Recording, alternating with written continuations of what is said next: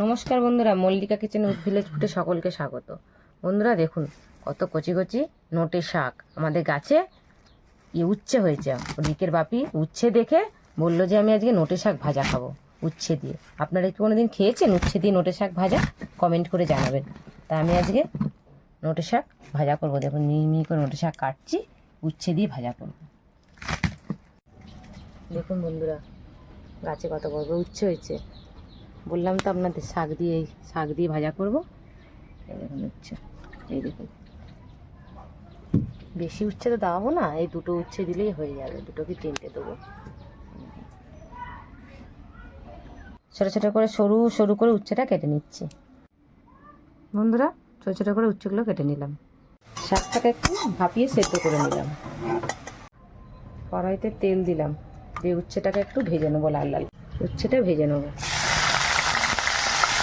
নুন হলুদ দিয়ে দেবো, দিয়ে উচ্ছেটাকে ভেজে নেবো। নুন দিলাম, হলুদ দিলাম, একটু লাল লাল করে এটা ভেজে নেব। লাল লাল করে বন্ধুরা ভেজে নিয়েছি। এবার এটা আমি তুলে নেব। শাকে যেমন ফোড়ন দিই, শুকনো লঙ্কা, কাঁচা লঙ্কা, রসুন আর পেঁয়াজ, এটা আমি ফোড়ন দেবো। লাল হয়ে গেছে, এবার কাঁচা লঙ্কা, পেঁয়াজ আর রসুনটা দিয়ে দেবো।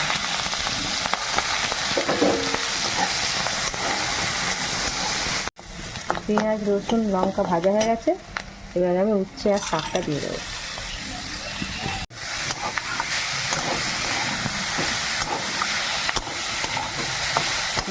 শাকটা স্বাদ আনার জন্য বন্ধুরা একটুখানি চিনি দিলাম। শাক তো একটু চিনি দিলে টেস্ট আছে।